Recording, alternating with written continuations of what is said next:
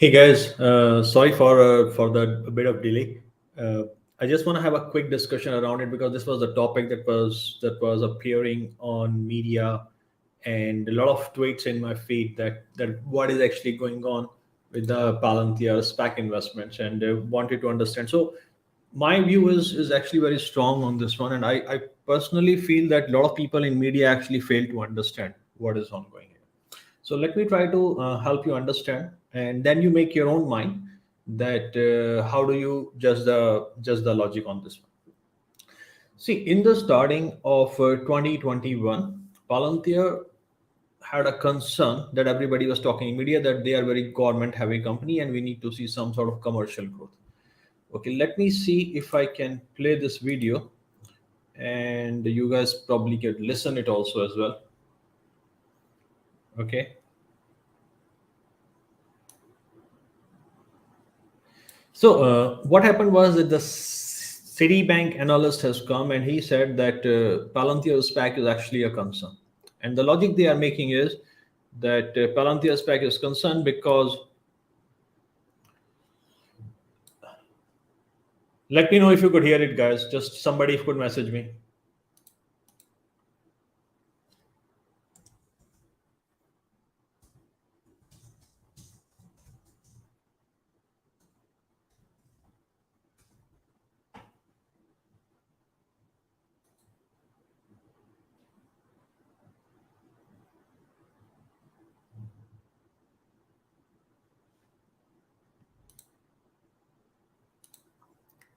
Okay, guys, looks like I couldn't figure out, how to stream the audio. So let me just explain. So basically what he's trying to say is that Palantir has not figured out um, how to make money from commercial, and this is why they are going in terms of a SPAC. Okay. So let me try to present my view that why this thing is different and how do I say different. So if you allow me, let me just share my screen for a minute. Okay. So let me just share just to get you guys logged in some numbers first. So we saw overall that when we talk about their numbers, okay, their commercial has grown from 19% to 47%. And this includes everything, which means their commercial from US, non-US, SPAC, everything. 19% to 47% is quite substantial growth. And we also have to remember that this happened with a very thin sales force. And I'll cover that in a minute now.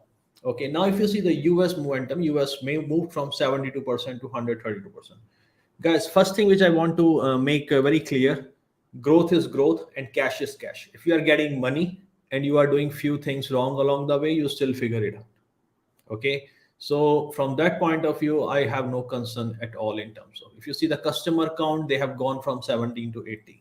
Now if you see how many numbers of a SPAC they have done, you can still see the customer count has almost gone still by around 3 times from what they have done. Why these numbers are so impressive? Because if you see the end of 2020, they had only workforce of 12 people like Salesforce, and only 6 were in the company for more than 9 months. So they literally had no one, okay, to cover this kind of business. Okay, now if you come to 2021, they have increased from 12 to 80, but the sales force that was active for 9 months was still under 25. So they managed to grow the business almost 132% with razor thin sales force.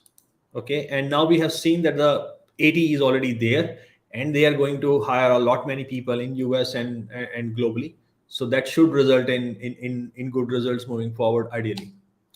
Now if you see that how commercial has emerged over the time, they have gone from 39 million to 201 million. Guys, that is 5x growth in 4 years. So if anybody is saying that he's worried about commercial growth, yeah, I mean, he's not clear like what industry is talking about. And guys, this is an industry that a lot of people are saying that it's going to grow many times. Kathy Wood said 100 trillion, somebody says 10 trillion, somebody says 50 trillion in terms of overall value creation. In terms of investment, I know there's going to be almost $500 billion in investment already being committed by companies in the next 5 years. So if somebody says that, yeah, he's not happy with commercial growth, yeah, I mean, he's out of his depth here. Okay, and I'll explain them with the framework recently as well. Now, even if you see the non-US commercial, you see the end of 2020, they had only 4 salespeople. I'm not covering like whole Europe, we're covering Japan. They had a team in Qatar, 4 people. Okay, at the end of 2021, they have 29 people, but still only 6 people are the one which are more than 9 months. So you can see that they are investing a lot in their sales force. We know the quality of the product, so we also understand that now you need salespeople to actually reach to the industry and to show show the growth overall there. Okay, just give me a minute. I need to switch off my WhatsApp. It was pinging in my ear. Okay, so that is pretty much, you see that. So in terms of number, now somebody says that, yeah, I see the number, the growth is good, but I'm not happy. And the reason for the unhappiness is following. They said that US growth, which is of 132%, okay, only 77 or 80% came from organic, whereas came from SPAC. Okay, so guys, until the start of last year, they did not have any SPAC channel. So they introduced a channel, and that channel alone increased their commercial growth by 55 to 56% over the year 2020. How is that a failure? Okay, now the question comes is, okay, but why they need to do SPAC? I mean, companies don't do it. And let me share you something that why they are doing the SPAC. Okay, just give me one more minute. Okay, so now this is a presentation that was done by Financial Times, Deal Room, Sifted together. Now this presentation has some interesting details. Okay, now I would like you guys to focus on. I will leave the link of everything in the comments later description. Now this is a chart, guys, you need to see. And let me switch off my comment because it might be hard.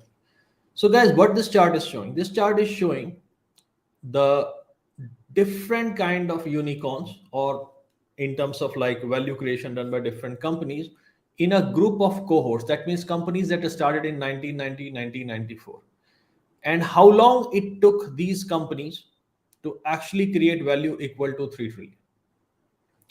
Now you look at that, as we are moving closer, you are seeing that companies are creating value almost of same value quite faster. So what is happening here? So there are 3 things change. The first thing is, when these group of companies emerged, they came from a cohort where the mortality rate of company was very high. Nobody knew that internet is how to invest in a tech company, how to value it. So the VC structure, the model itself, the Silicon Valley, everything was in infancy. As industry is getting mature, as companies are getting mature, now you have feel more comfortable investing in a tech company in early phase. We are seeing that since they get access to cash fast, there is a lot of cloud functionality and cloud infrastructure available. Companies are growing very fast. So what does it mean in terms of Palantir? That means if Palantir is keeping their $6.5 million of ticket for Foundry, I mean, a company that is starting today cannot pay it. But this company, most likely in 5 years, is going to be a unicorn and more than that. So question is, when do you capture this company? Because this company is growing so fast, they cannot change softwares or ERP systems like everything, like every 1 year or 2 years. So the reason is that if you enter this company earlier, and this company is going to create value in 5 years, and you can actually help this company to grow and create value in 3 years, you're actually helping that company a lot, because a lot of systems that company is going to use are actually now built on your. And what is happening? What kind of companies are these? There are literally new industries that are starting at this particular point, like eVTOL, like Viso in terms of EV OS. Okay, so if you pick these companies and you help them to scale faster, okay, than rest of their peer group, you literally gain a monopoly status or a leadership position in an industry that doesn't exist today, yet to go mainstream, but going to be as big as anything else that is around us. So you want to be sure that you are in here. And in a SPAC thing, money was a flush. I mean, you can raise a lot of money. So why people were going for Palantir? Because money is not the everything. You need a strategic partnership. You need companies that can add more than money. And in this particular case, Palantir is adding Foundry, which is more than money. So companies are saying, okay, we are getting cash, we are getting muscles from Palantir. We can only now focus on the core business, and ERP part is taken from them. Enterprise part is taken from them. We can scale up as much we want. So all we need to focus is one problem at one time. So there is an advantage that comes from it. So what is happening here? And bear with me for one more moment. I want to share one more screen, and this is probably will help you understand what is everything going here. And let me know, guys, when you see my screen. Okay, so guys, this is what I call like a go-to-market strategy. Okay, this is, you need to understand, like when a company go to market, what does it mean and how does it work in general. So what I have done, I'm trying to plot it on two axes. The one axis is showing industry maturity, and as we move from x-axis from left to right, it is reducing. That means mature companies are here, new companies are here. This is showing digital expenditure. That means what is the size of digital expenditure these companies are going to have. If it is quite high, it's on the center. If it is low, okay. Now digital expenditure is not directly proportional to the value the company is going to create, because that's where the idea part comes, but just in a general way.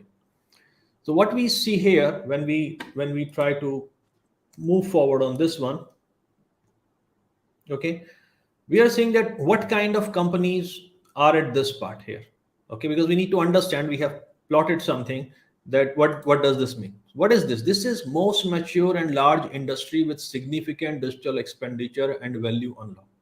That means these are very large companies, really large companies, really old companies. They move like elephant.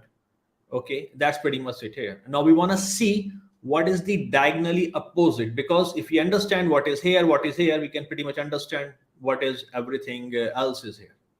Okay, now on the other side of just diagonally opposite is the most frontier industries like eVTOL, like Viso, which are yet to go mainstream and yet to create meaningful revenues. Okay, so this is our landscape. Where is Palantir was playing? Palantir was playing here. Okay, so if we'll start looking Palantir customers, sorry guys, just give me 1 minute.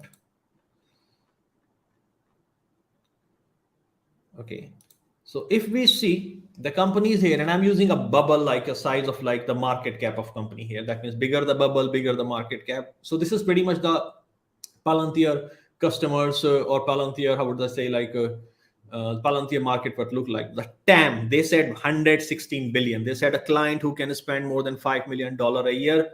This is what they were looking, and they were not looking anything else in the starting. What were the profile of their clientele? Companies like CIA, I mean like organizations like CIA, Rio Tinto, BP. So I hope you get the gist of it, that what is in this part of the graph. So everybody was expecting that what Palantir will do, that Palantir will try to move and slowly expand from this corner and slowly try to capture market from one end to other. Okay, that's pretty much how we want to understand these things. Okay, just give me a minute. Okay, now when it was looking pretty much like that, because Palantir was also going into some companies which were not like big as BP, but still pretty reasonable enough, pretty mature. So they were trying to expand on this part. So everybody thought, okay, next Palantir will go here, then Palantir will go here, and these companies will only come in last. But what are these companies? These companies are the one which are growing at the fastest rate. If you don't reach them today, that means in 2 years down the line, they are already $10 billion company and they don't need you. So that is, so it's like these companies are going to create industries, and these industries will be created without any awareness of Palantir, because Palantir was focusing up here. So this is why Palantir started looking strategically at what is happening here, and they opened a new go-to-market channel, and they went to the companies specifically which are creating new industries, like Sarcos, like Viso, like Lilium, like Phyton. They said we need to dominate these industries because these industries are going to grow at a very exponential rate, and they wanted to understand what is going on here. So if you see, the profile of these companies is actually very different. They are pretty much creating something very, very new. Okay, now this is very different to understand. These are Palantir SPACs. These are not Palantir Foundry for builders. Foundry for Builder is a different program, and it targets different kind of companies. Palantir SPAC is looking for a company that has proven a business concept, some sort of business models, but in a frontier industry. Palantir Foundry for Builders actually look for companies who are very nascent, but they are trying to solve a problem in existing industry that has stayed for a long time. So practically, we are looking for a company that is small in size, but existing somewhere here. So something like this. So this is where Palantir Foundry for Builder exists. This is where Palantir SPAC exists. This is where Palantir traditional client exists. And you can see that Palantir is trying to circle into the middle, and now that's what they're saying, their modularization approach, so that they can cover the market. So it's not like, okay, they are going it because they are not getting growth. And this is why, guys, business strategy is very important before you look at numbers, because you need to understand numbers from the lens of business strategy, unless they don't make any sense. Okay, so now what is happening here, guys? If you see, the companies here are like Catalyst, DE, Zeno, Emeria. So what is Zeno? Zeno is trying to solve the production enhancement or the automation of production enhancement in oil and gas field. The problem exists for 140 years, but they are trying to do it in a new way. So small companies, startup, trying to solve problems that exist in the legacy industries or mainstream industries.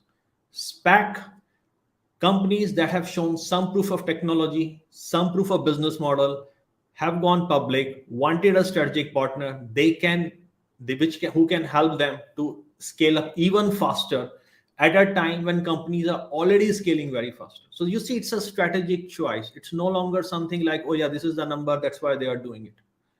Okay. Because if their purpose is commercial revenue, they could lower the barriers of client here and they can make more revenue. I can assure you that could have given more revenue to them, but in the longer term, that would have been a fool's errand also, because they would have lost all these companies and industries that were pretty much going mainstream at this particular time. So in addition, they also have some clients here. Like for example, we saw sometime Facebook, and so that means industries which are not so mature but still not new, and that's pretty much what they are trying to cover here. Okay, so you can say their strategy is actually trying to make this outer circle and then try to target middle part, which in theory where the most of the volumes is actually industry. They're doing something else which people are not trying to understand at this particular point. Like you saw the demo of Hyperauto, you saw Foundry for crypto, you saw Foundry carbon module, and this is exactly what Alex Karp said. Alex Karp said that they want to build modularized product. That means you take this product and you can make some mini concentric circles with these companies moving forward. And some of these circles will fizzle, but some of these circles will make a business and TAM of their own. Like for example, I mean, we know that how big crypto regulatory environment can go, and how big the carbon module or the net zero data competition can go. So this is exactly, I think, what industry has missed about Palantir. And let me make some more points here. I think I have some notes on my iPad, and I want to show that I want to cover. So like I said, guys, commercial growth is commercial growth. Okay, it has to cover and has to come with an, see, this is a company that is trying to capture a lot of market. So until and unless you understand what is happening in your market, you cannot capture. And they realized that there are industries which are legacy, they have existing B2B relationship, which we are finding difficult to penetrate. Why would we create that situation in the industries that don't exist today? So they went into these companies. They said, okay, you are going to create industries. We are going to help you to create even faster. But that is our choices. We give you money for SPAC and we give you our software and you get in bed with us. And this is exactly what they have done. And like I said, growth is growth, cash is cash. You can make a lot of mistakes, but you have no debt. You have $2.3 billion of cash. You have $3.8 billion of secure deal. The total SPAC investment on your balance sheet is just a few percentage of the market cap. So it's a very calculated bet from that point. And like I said, so Palantir should be judged based on its product, how it is capturing the market, how it is growing, what's its operating margin look like. it should not be just based on what a freaking consultant don't understand or a freaking analyst don't understand. Okay, you look number. So why they don't, we say they are not comfortable with these numbers because they don't understand business strategy. And this is what analyst does, because when they don't understand, they say, we are uncomfortable of this. The company has increased their US growth by freaking 132%, and they don't understand, and they say, so it's bad. I mean, this is ridiculous, guys. We need to focus like how they capture the value. And I hope this graph can actually, and this is a whole analysis is done by me, and I was doing this analysis from my company side, which I started in terms of like digital strategy, especially in the disruptive and innovation. Leave that aside for a time being, but you can see on this one that they are working through a very focused strategy. They are getting everything right? No, because you saw that how thin their sales force was, and they realized this mistakes. They also realized that they have given ground to other companies, so they have made mistakes, and we cannot, but they still have grown by 40%, and we have to be very clear on that part. We need to praise where it is. See, for new companies who are trying to create an industry, they have to learn a lot of things. They need to get their technology right, and these new companies are coming very heavy on digital. That means these are literally built on digital idea. Okay, they have to be very smart how they deploy their capital.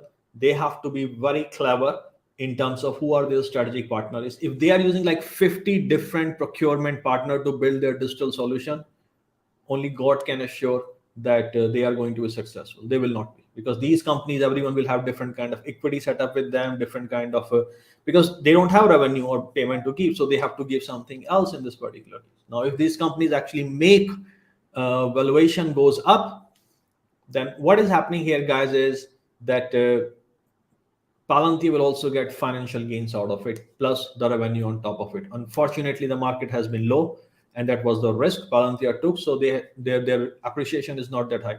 But anyone saying that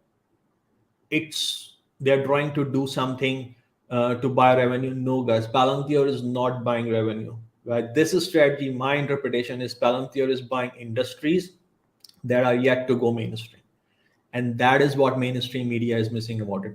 Will this strategy succeed? No, there is no guarantee of that. Okay, it has shown some good results. You see, this strategy was not even deployed for full year for 2021. Yet Palantir has made only through SPAC mergers revenue of 55 to 56% over and above what they were doing in 2020. Okay, so this is something they started, and they are getting it right from the initial look. Again, I mean, like one thing is these companies have like a small team. They if you put them with like a lot of companies and procurement and ERP softwares, I mean, their time will be managed. Their time will be lost in managing these procurement. I mean, if you are in a B2B environment, you know how long it takes to manage your contractor. So, I mean, it's a loss of value, and this is one of the things that Palantir brings on the table. And one thing I want to read, because I wrote it when I was thinking about it, is that numbers should be looked in conjunction with macro, which is pretty good. Product quality, you can judge for yourself whether Palantir has a good product or not. Capital deployment, that how capital is deployed in business. Competitive advantage, and business strategy. If you're not putting these elements together, and you go on CNBC or any other channel and you say that since I do not understand all these things, yeah, I mean, it's pretty useless. And this is so try to look back, guys. I mean, these are exactly the kind of analysts who are saying that Amazon, we don't understand. I mean, we don't like it. We don't like Tesla. We don't like Netflix. So yeah, I mean, it's pretty useless from that point. So before you, and you need to make your own mind. You don't have to listen me on this part, guys. I mean, that what do you think out of it? Let me take some of the questions now that are in the StreamYard. Okay, Zion, man, I really appreciate you. Almost come to every stream I do. Okay. Out of Nilesh, out of all places, I'm sure there is some strategic reason. I hope. I mean, I have explained some of these, so probably you can. I mean, if it's not clear, you can just send me a message, and I can go back and explain some of the things. Okay, now the dude, I mean, the end of the drug war today.com. Again, like man, again, thanks for your patronship when you come for all of my stream again. And you're right that they are, and Palantir is also understanding that how these industries are work, what are the key metrics, what are the key value proposition. So they are getting a lot of valuable intel in the industries where a lot of companies are not even investing at this particular point. Okay, so SPAC solution. Okay, since SPAC has gathered a lot of bad name because of companies like Nikola, and it rightly so. I mean, people have used the SPAC for wrong reasons, so that has to happen. It has to take blame where it is. But in Palantir case, what they were using, they were using the SPAC to become a pipe investor and become a strategic partner of these companies. And I think nobody has done it in this way. But is Palantir the only one doing it? Guys, go to the large company's website and look what the CVC stand for: corporate venture investment or corporate venture companies. I mean, every company makes bets on emerging company for strategic reason. In the case of Palantir, they decided to do it with as a pipe investor. That's just the only differences up there. But they are doing what a lot of companies does. Marco, I love you, buddy. I mean, you are really helping me a lot of time and coming for almost all the streams I do. Okay, let me just take through with this. Okay, I mean, yeah, I mean, I see it's a night in Malaysia, so this is why I thought it'll be good to do it. I mean, I could have done it in afternoon. Okay, so guys, I think what I was trying to say, and that is that so there is a SPAC thesis which I presented. You could have your own thesis on this part. You need to look only few things: whether it's working, is it getting cash, that cash is being deployed where and how. Okay, so that is pretty much the important part. I think this is what I see that the media in general is missing about it. Okay, so when an analyst say that he is uncomfortable, 90% time he says, I do not understand how to read the data. So you don't understand data, you don't understand technology, you don't understand the world business strategy because you've never been in a boardroom meeting, you have never devised a strategy for something. The only thing you are looking is the number, and you do not know how to link these numbers with the actual ground reality, macro, product quality, competitive advantage, and in terms of business strategy. So you say, I'm uncomfortable. Okay. Let me see what else I have. No, I agree with you. I mean, like this time, Palantir has taken longer than they should have taken to modularize their product. I mean, all these things, what we are looking in terms of foundry for crypto, foundry for carbon module, these things are, yeah, I mean, they should have been chased aggressively. And we saw in the recent earning also that Alex Karp was discussing about it, that they need to modularize product. They need to find how to make a thin product that can go to more customer than they are doing right now. Okay, yeah, I mean, I agree. I mean, they are buying experience, they are buying industries, they're working on problems. I mean, these are like very different things. Like for example, if you're working on data problem with CIA, or you are working a data problem with Viso, I mean, it's a whole different. I mean, gamut. You can see what kind of different use cases these companies are actually trying to sort it out. Okay, Mandel, I don't know. And like I said, I mean, like cash is cash. It doesn't matter. Like you sometimes don't get in a perfect way. If that is a concern for some investors in a way, but see, if you get a cash and you don't have a debt, I mean, eventually you will prevail. Okay, I'm actually surprised. My father has actually joined my live stream today as well, and he's wishing me luck. Okay, thanks, Papa. Okay, so another thing is like they invest capital, they are paid. I mean, still, yeah, I mean they get paid on they get the experience, they get the revenue, and they will get the financing gains if these companies eventually do well. And yeah, I mean this is the intel that, and try to think about it now, guys. Like eVTOL, if you're talking about or what Viso is doing, and then another thing which people miss about Palantir again and again is that Palantir is literally helping companies to build platforms. Whether you say Skywise, whether you say the work they are doing with Rovient, whether the work they are doing with Syntropy, the kind of work they are doing with the Viso or Lilium, they are literally solving the whole gamut of problems. They're not solving our problem. They're solving end-to-end problem that these companies are facing. Oh yeah, people definitely underestimate Intel, and this is what exactly happened. I mean, like 15 years ago, everyone was saying, "Oh, $500 iPhone, nobody's going to buy it before using it," and how the reaction. I mean, even like iPhone was released, even after a long time after that, there were so many bearish article about it. People had the product, but they were not saying that what it could be. And that is another thing I think which is very important is uh, try to see what Palantir is and try to see what Palantir could be in different scenarios. Because you're not investing for today, you're investing for future. It's a growth company. So that is something you need to remember. And don't take my word. I'm not giving any financial advice. I'm just sharing my opinion that what do I think about it. Okay. And yeah, I mean, see, an analyst don't like company for a lot of reasons. But guys, I can assure you that in my experience, what I have seen, and you just based on your own experience, analysts rarely understand the disruptive, innovative companies very early in their lives. In this particular case, the reasoning given by the analyst, he was completely out of his water. I mean, he had no clue what he was talking.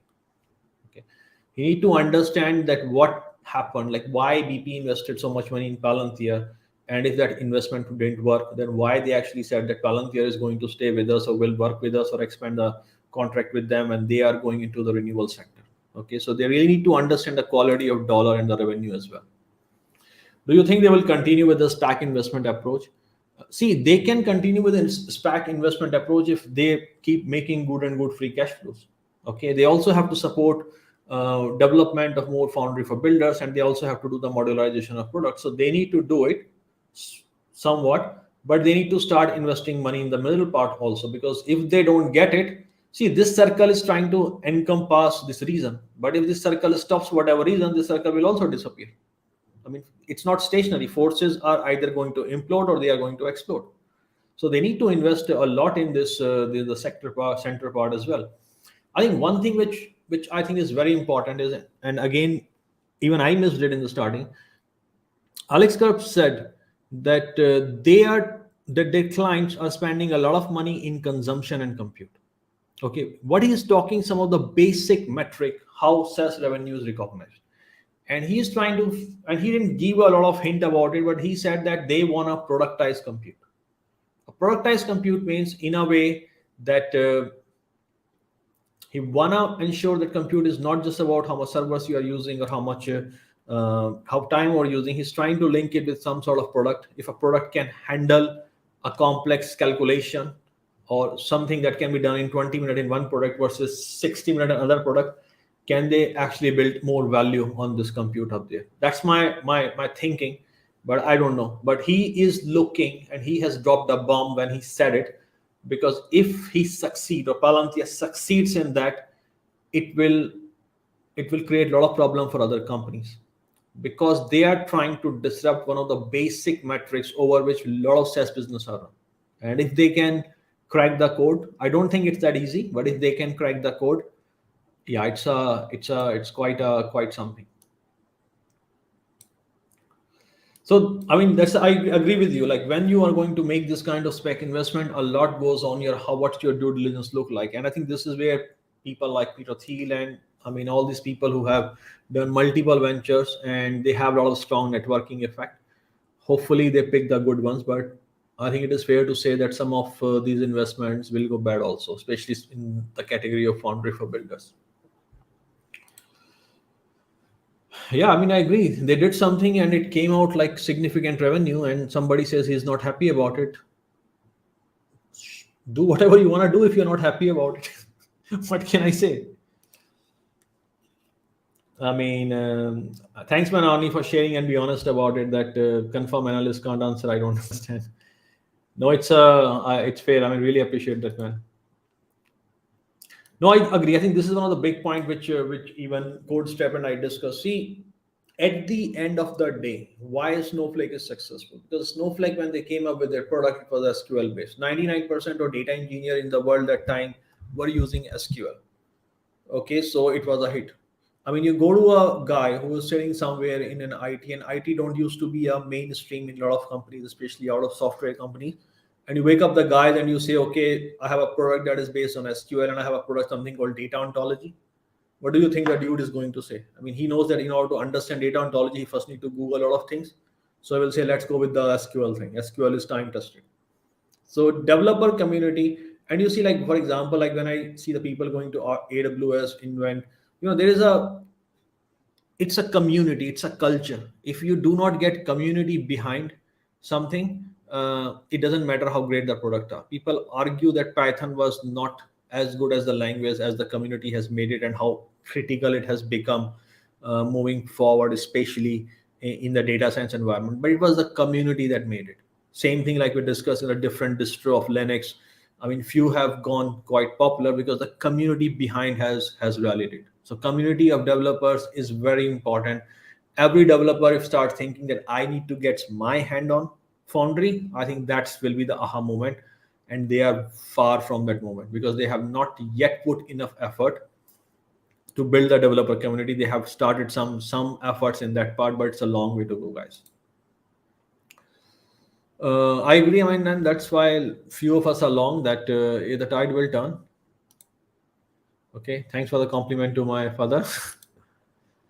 Okay, what spec partnership are you most excited about? I think it is fair to say I'm most excited about Viso and Roivent. Okay, and the reason for that is, guys, the Viso is, see, it is very difficult, and it can be said with certain confidence that rarely any company is going to replicate the vertical integration that Tesla has produced. And yet a lot of people will also ensure at the end of the day that a lot of other companies have to come in terms of EV. So these companies who are coming in EV and they have a solution, they're missing pieces in here. And a lot of companies are missing this piece here. So you need these horizontal layers to be filled by somehow. And if these companies are not filling these horizontal layers, somebody else has to do it. What Viso is doing, they have provided one solution for this horizontal layer that can fill across a lot of companies in an industry that is already going ballistic. So that's one of the reasons I think the Viso is a company to look for, in my opinion. Okay, thanks, Dima.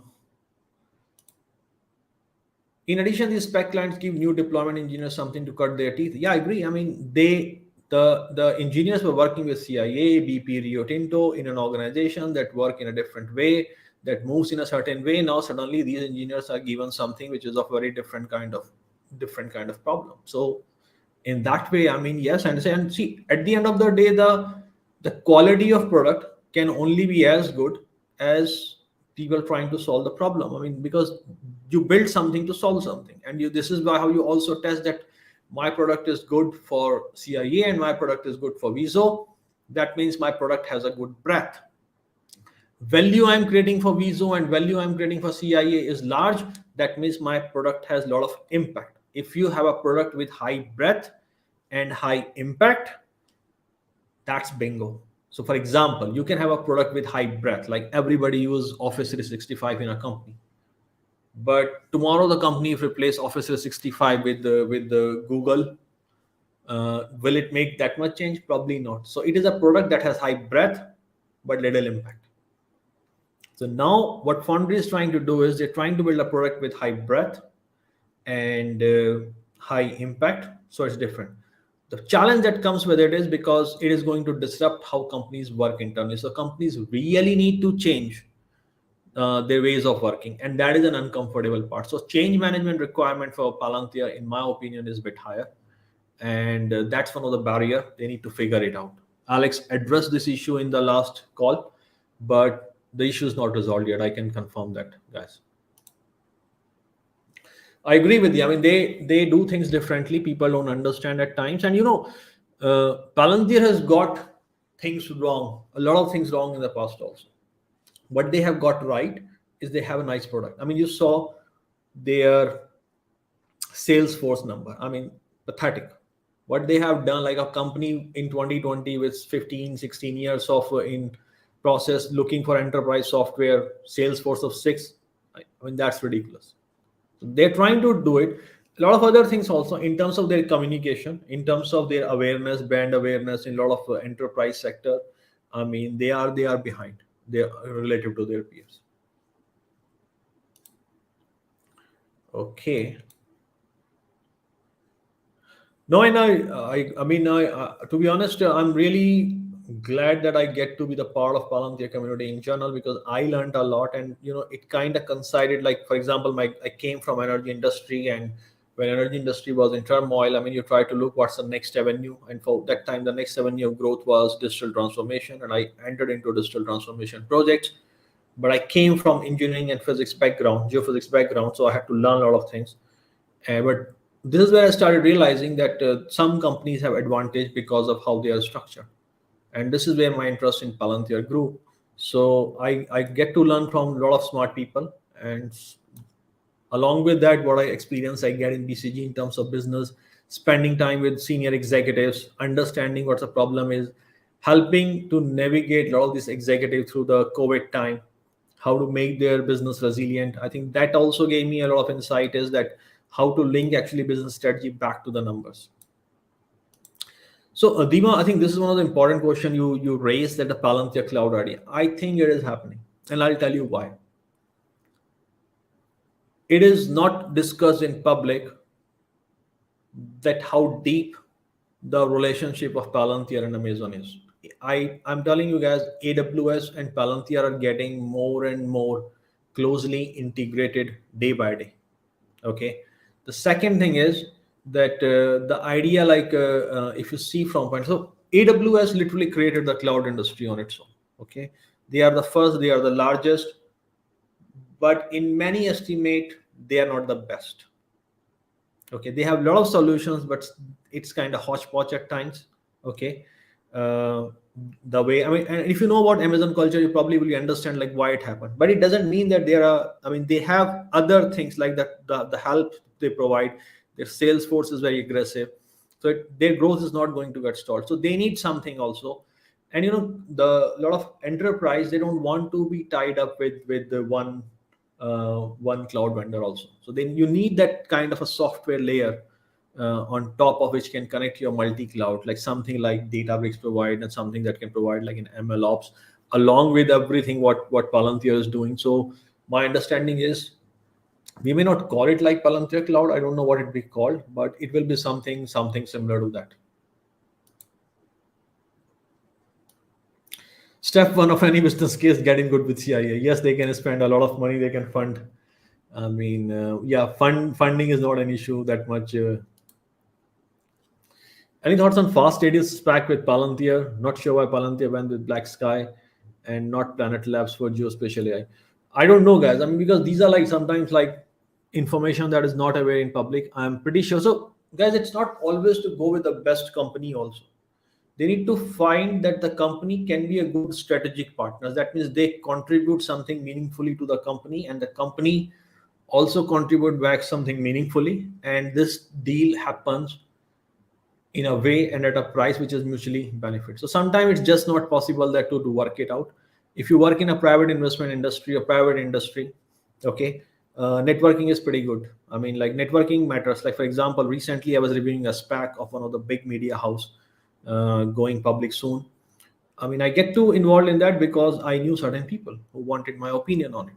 So I mean, it's a lot of networking is up there. I mean, recently, we saw Warren Buffett bought Activision just before the release of Microsoft, and then he said, "Oh, I didn't know about this." So, but you see, I mean, it's very difficult to get your mind, you shake off your mind that it's all coincidence. Should Palantir target companies like Berkshire, Merkle? No, they will not target companies like Berkshire. Guys, you need to understand Berkshire has a certain clout, that what kind of companies it works they already have, and Berkshire and Gates are kind of close. And yeah, I don't think Berkshire never invested in Tesla also. So I mean, yeah, I think there are issues which are not valuation, it's more like that just some people just they don't sit together. Okay. Yeah, I mean, Alex said it several times. I mean, he said it's a project of science, it's a project of art, but they didn't sell it enough, and they do realize it that they wanted to perfect it. That's fine, but they did leave money on table, and they have left companies, they allowed companies to capture market. which will cost them dearly in days to come. Okay, these companies are not going to go away. Do you support Palantir to buy Bitcoin? What is your take on their gold purchase? So, guys, here is my take, and you will be surprised to see what my take is. No, I do not support them to buy Bitcoin. Okay, because that's not their core business. Okay, a lot of companies are having Bitcoin on their balance sheet, and I'm not a crypto expert. I mean, my idea is like we have seen that Bitcoin is very proportional to equities. I mean, it goes up with the equity, it goes down. I mean, it has a lot of advantages, but it is not a hedge against equity. Okay, I mean, it's a good investment in a lot of ways, but so yeah, I mean, if you have Bitcoin on your balance, buy Bitcoin for certain reasons. Okay, for client requirement, then it's a different thing. So here is my idea, and I'm telling it based on what I have seen. So sometimes you get a client, and client want to be sure that you are you are protected against a certain material risk. So they ask for some sort of guarantees at time.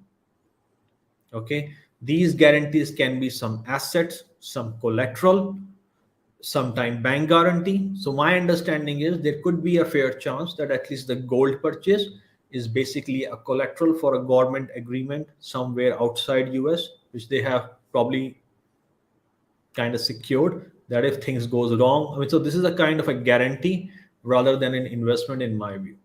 Okay, I know nobody has said it, but this is how I think about it. I mean, I need to think like if I'm them, why are we doing it? Okay. Yeah, I mean, it's Black Sky is a good company. I mean, it's pretty impressive demo they have actually with them. Alex goes to a board meeting and asks, "Are you for digital freedom?" So I'll give you an example, guys. And this is a company that is client of Palantir, and they have actually released their testimonial. So I saw their testimonial, okay, and if I realized that one of my classmates from MBA is actually VP of one of the region of this company. So I called the guy and I asked them, dude, I mean, did you get to see this company and what the product look like? And you guys are telling quite blah blah about it. It looks all good. He said, oh yeah, I remember. I said, remember meeting the CEO? It was quite weird. And this guy is also German. Okay. And he said, but I mean, yeah, everybody was finding that he was a bit odd. And but yeah, I mean, they bought the product. The product has worked for them. They have actually released their testimonial with Palantir. Okay. And yeah, I mean, he said, yeah, the CEO was a bit weird. So when Alex says that people buy their product despite him, that is true. The company was ringier, guys. Okay, if they say no, he kicks them into okay. Yeah. For Palantir, they are still a relatively tiny company as compared to their TAM and the quality of their products. This is absolutely true, and let me explain you how. In terms of cloud TAM, Microsoft Azure is still a small company. This is how big the business is going to be. Okay. In terms of cloud business, Google Cloud is still a very small business, which is already quite big compared to this. Okay. At the end of the day, what Google is doing, what Amazon is doing, and what Microsoft is doing, there is a lot of infrastructure play. But what the companies like Databricks, I mean, in a way, like the Data IQ, Data Robot, Snowflake, in a way, Palantir, they are trying to extract value out of this infrastructure. So what will happen is that they are still figuring new ways to do it. So it is going to be quite a large time. The only thing is, can Palantir capture more of it? Because at the end of the day, right now we can talk about this, guys, but towards the end, the only thing that matters is that whether they actually deliver or not. Okay. Based on my career and experience, what is the best strategic advice you would provide Alex Karp and Shyam Sankar based on your understanding of the company? Okay. How do you know that I have not provided that kind of advice to them? Okay. I cannot reveal anything. See, just joking about that, guy. So, see, one of the things which I shared back with company during my business meeting, that guys, I mean, I'm talking about your product with my colleagues. They don't even know you. They don't even understand what Palantir does. There is no brand awareness. Okay, and they need to create narrative with the companies where they need to understand that if you're not going with Palantir, there are somebody else will go with them. Okay, I mean, this is like a lot of executives don't understand. Like, for example, I was working for data strategy for this company, and the team has proposed a vendor for them. Okay, and I asked them, like, I mean, you selected this vendor, this is the reasoning, but what about the reasoning of not selecting other vendors? Because you need to tell that if you're not selecting it, these companies are not going to disappear. So the biggest, I mean, like, for example, in one case I remember that uh, there was the company had a very little clue like what is going on Palantir and all that, and then they kind of figured out, we're trying to see, okay, should we connect, should we not connect, and later they learned that actually their own financial controller and the global finance team is trying to buy the Palantir product. So their sales effort in a lot of ways was not concentrated at times. I'm very glad that they have a now since last year a dedicated go-to-market head, Alok. Okay, I mean, pretty smart guy. I think one of the, I mean, and he has, I mean, he's aware of a lot of things that I'm talking about. And yeah, I mean, and we see that the go-to-market strategy, there has been a lot of changes that has happened since last year. Okay. I mean, I believe, like, I mean, Alex knows a lot of these things. He doesn't have to pay attention to me, and he has to. There are a lot of people helping him, and he understands. See, it's not about the advice, like what can help Karp. I think you are what you are. So Alex Karp has a way of doing things, and the question is, with time, he has to get more maturity about it. Okay, and I may be wrong, but this is what happens with everyone with the stage, that you learn your own blind spots and you try to improve on yourself. Okay, I think that's pretty much when I saw his recent call. I think he felt in that kind of space to me.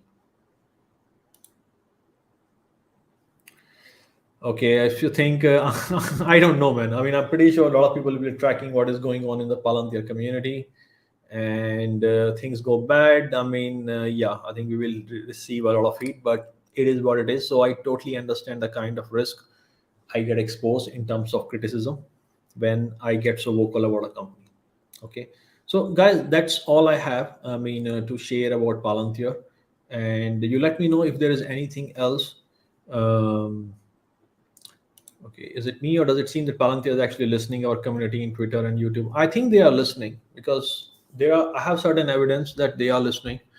You also remember, like, at one point they reached to Palantir Vision, and offline they answered some of the questions or have an offline interview. So they are definitely listening. Okay, some of the statements they make in public, like, for example, Shyam has said that vibrant retail community.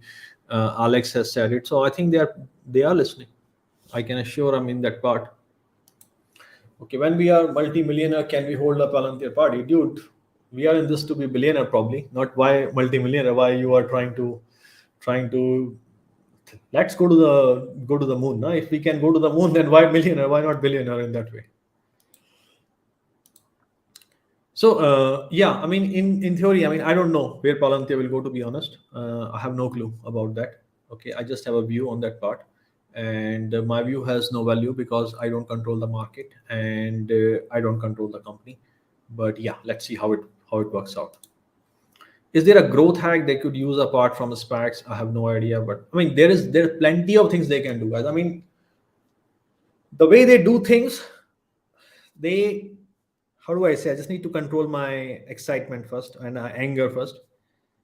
They try to test too many things before they try to do things, and that is what they were missing. Because if you have a dedicated and aggressive sales force like AWS has or Snowflake has, people try things, learn, they do fast. You need to just unleash these people, trust these people.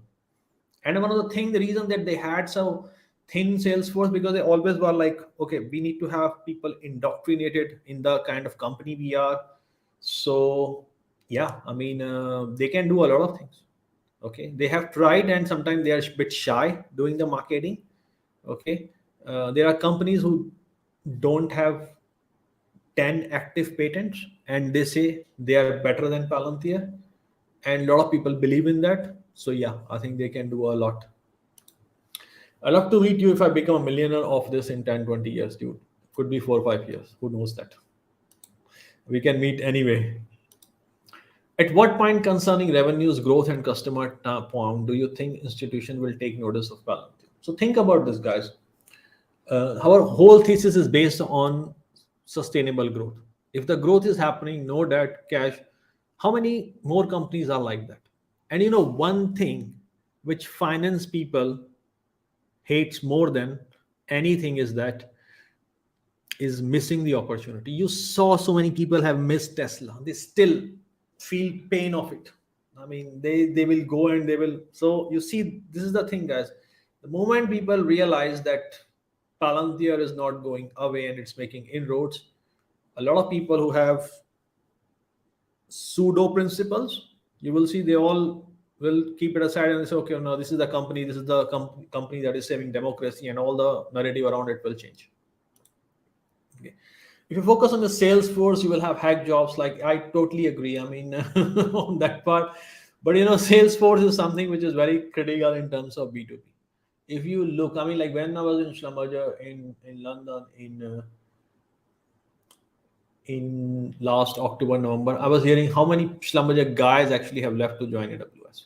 I mean, yeah, I mean, so AWS was hiring some of the best engineers from the field, and they were not hiring people who knows data engineering or data analytics or data science. They say, okay, this is what we can teach them, but we need to know what industry needs to know. Okay, that was Jay. Yeah. Hey, thanks, buddy. No worries. So, guys, I think this is all from my side today. Okay, if I just want to say one point from my side is, I don't know. I mean, like whether the stock has reversed or not. Okay, I mean, there was a lot of discussion happened, and it was good to see it bouncing like that. But guys, my understanding is that bounce can happen for a lot of reasons, but it needs to be sustainable. And my definition of sustainability is that we need to see at least 5 or 6 days where the stock consistently gain like $1.5. Okay, at least $1.5 consistently for this time. And in the after hour, it doesn't sell. Okay, some selling is okay, but still holds. That means after hour price is either equal or slightly above, just below where the market ended. And it has to open at least over one weekend with a gap up. When I see all these things happening together, that time I'll probably feel more confident that yeah, it might be reversing. Until that, and even after that, it can again fall, something macro happens, but that will be my comfort level at that particular point, guys. Okay, ARK is buying Tesla while selling peer. When ARK, I have a full video on that, what ARK is doing, but I'm glad they are buying Tesla. They are not buying some of the other funny investment they have been buying. See, when ARK sells Tesla and they buy something else, you need to understand the risk profile of ARK is actually increasing.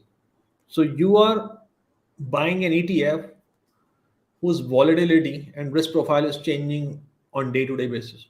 This is not how investment is done, and that is one of the reason. I discussed like what Cathy Wood and ARK investors probably got wrong, and their focus is more to get into the total asset under management at this particular point rather than return. So they are making this a small near-term trades, which they are calling investment.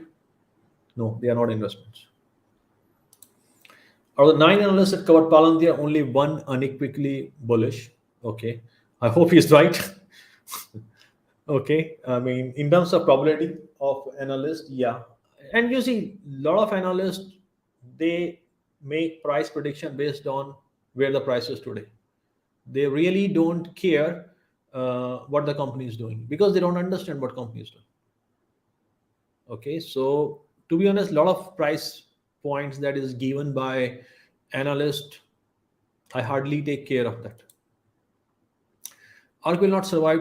Could happen, man. I mean, if you have a serious outflow, they still have a lot of volume and they still have a lot of asset under management. I think the minimum they need to drop like 25 million or 50 million before they can be completely dissolved.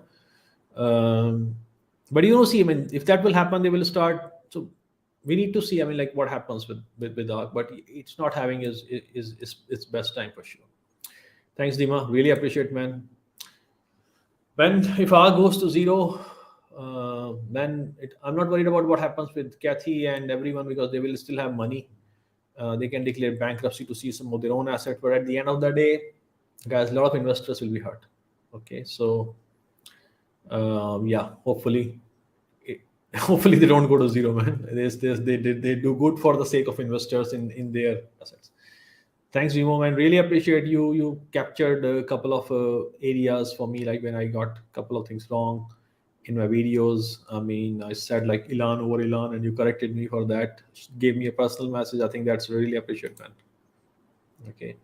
Once the analysts turn bullish, it will be too late. I agree. Once there is a lot of analysts bullish, once there is a lot of institutional ownership, yeah, by that time it will become like a lot of other tech blue chip companies. Larry, I hope you enjoyed the question and answer, because that was my idea. Like, sometimes I make videos and I kind of speak like a consultant. Okay, I just felt that if I put it and speak directly with all of you guys, probably I can share more easily. Okay, in the language you can understand. If there is any confusion, you can ask me on the spot. So I hope that has done, guys. One thing I think we have discussed yesterday also, and today as well. I think just don't make any rush decision. I mean, market is still choppy. No one knows what's happening. I mean, it's going up, it's going down, it's going flat. It's not going to do anything else. But how it does and what path it takes, it's not clear. So just be careful. Okay. Thanks, guys. I really appreciate for you joining, and I hope some of you find some of this explanation useful. My last message is the Citibank analyst who said that he is concerned about Palantir SPAC. He's completely out of his water. He has no clue what the business strategy is. I mean, you can come on finance channel, you can speak as smooth as you like. I mean, a lot of people can do it. Probably I can do that as well. But it doesn't mean you understand the company. You need to make the logic sound, and the logic was not sound. Company has zero debt. They opened a new go-to-market channel, which created them almost 55 to 50% growth over the year 2020. It is allowing them to increase the scale up of an industry which is yet to go mainstream but likely to become quite big in the future. Palantir is getting already a kind of a leadership position. I think it's a reasonable calculated bet. Having said that, guys, I hope no, that cannot be Gordon Johnson, and Gordon Johnson is taken by Ross Gerber. Okay, so I think we need to find. There are still positions for Jim Chanos and David Einhorn and Mark Spielberg, but as far as Gordon Johnson for Palantir community is concerned, I think that is Ross Gerber. I think that deal is sealed. Okay, thanks, guys. Stay safe. I'll see you guys tomorrow. Tomorrow may not be, but whenever I see you guys. Okay, take care. Bye.